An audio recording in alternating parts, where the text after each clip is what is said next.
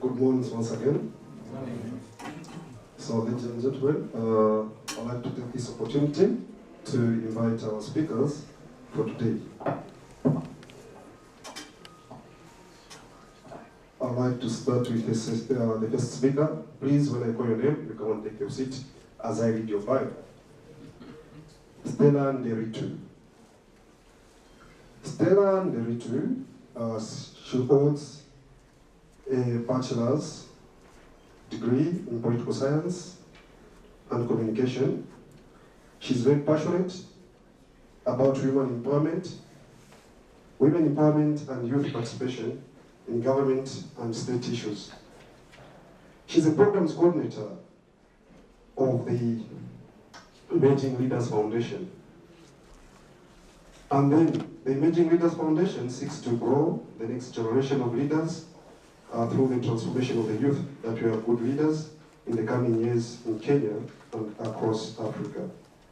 They cover the whole Kenya so far, and they target the youth between the ages of 18 and 35. So, a lot of applause for Stella, please. Hi. First of all, I am very delighted and honored to be here as one of the panelists today. One, because I'm very passionate about youth, like the facilitator has said. And secondly, because I am more passionate about young women and their participation in politics, in governance, and everything that is happening around us. So on to the question, how can youth contribute to peaceful elections? First and foremost, it's through self-love, self-interest. Because what do we young people need for us to prosper, for us to grow, for us to develop and become even more better leaders in this country and even in Africa and in the world at large? We need opportunities and we need empowerment. So the lack of a peaceful election therefore means that we are not able to be empowered and that our opportunities are limited. Already, some of the challenges that we face in Kenya right now among young people is unemployment. That young people are going through school, and at the end of the day, they are not able to get job opportunities, which means that there are young people who are inactive, there are young people who are not able to utilize the skills and the knowledge that they acquire from school. So if we do not have peaceful elections, we honestly stand to lose as young people. Do you all agree? Yes. If we do not have peaceful elections, it means that everything else that is coming our way is delayed, that we are not empowered, that we are not able to take up any opportunity that comes our way, any procurement opportunities, any interviews that are coming up, that for those who are working already, that they are not able to work, and that therefore limits our abilities and our capacities. The second thing is, young people, we can use our platforms to preach peace. And with this I mean, if you're a musician, like Juliani has said, use your music to preach peace. If you're a cartoonist, then draw to preach peace. If you're a doctor, let's talk about peace in this country, in our different circles. Whatever we do as young people, whether we work in Juakalis, whether we work in industries, whether we work in companies or organizations, all we need is to preach peace with everyone. And John Maxwell once said that leadership is not about title, it's not about flowchart, it's about one life influencing another life. And that's what we need to do as young people, using our platforms to preach peace, using everything that we have to tell the other person next to us that, you know what, it doesn't matter what tribe you are, it doesn't matter where you come from, it doesn't matter what position you hold. If we lack a peaceful election in this country, we all stand to lose, whether we like it or not, whether we come from whatever families, all of us. There's no one who gains from peace, unless you tell us that you're very selfish, that you're so happy when people are suffering, and you're there actually when people suffer. How do others benefit? How are we able to be happy when others are bleeding? I do not think that there's any chance or any need for anyone to celebrate when there's no peace in this country. The third thing is about what we love as young people. Social media, Facebook, Twitter, Snapchat, Instagram. How many are on Facebook here? Twitter? My best app, Instagram? How many watch YouTube? So we all take selfies, right? How about if we took selfies and on the caption we have hashtag peaceful elections? And we do not need to reach 10 people. It is one person reaching one person. Imagine if we started today. We have a whole month to preach peace. Do you think we can achieve something? Do you think we can achieve something?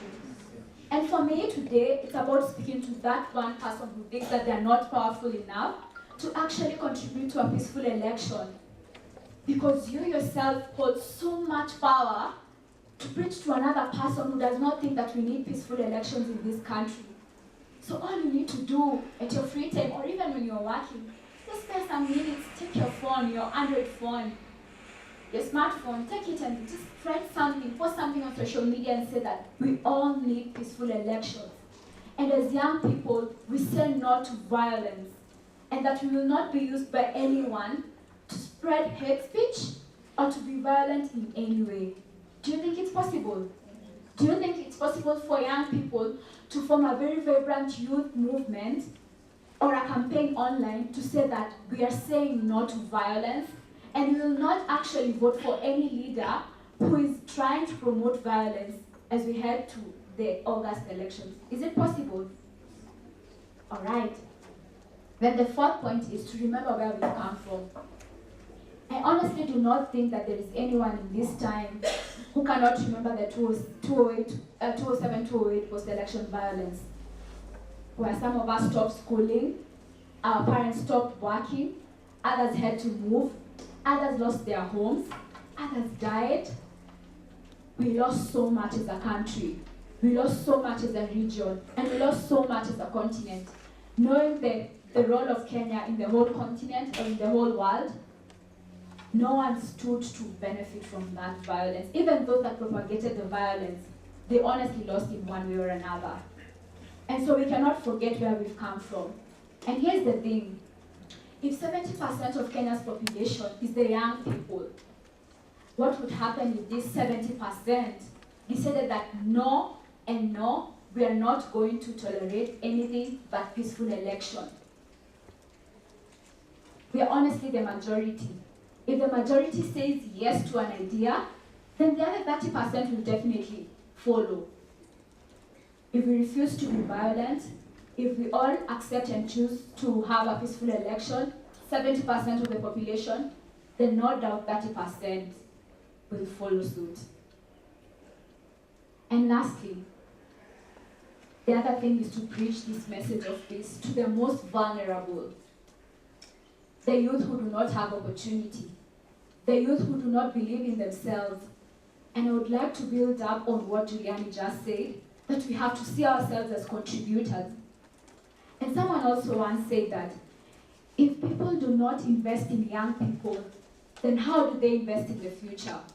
That means that we young people are the future.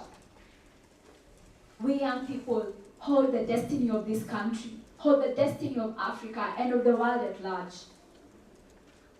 So let's invest in our power. Let's maximize on our potential. Young people stand for energy. We are the energetic lot.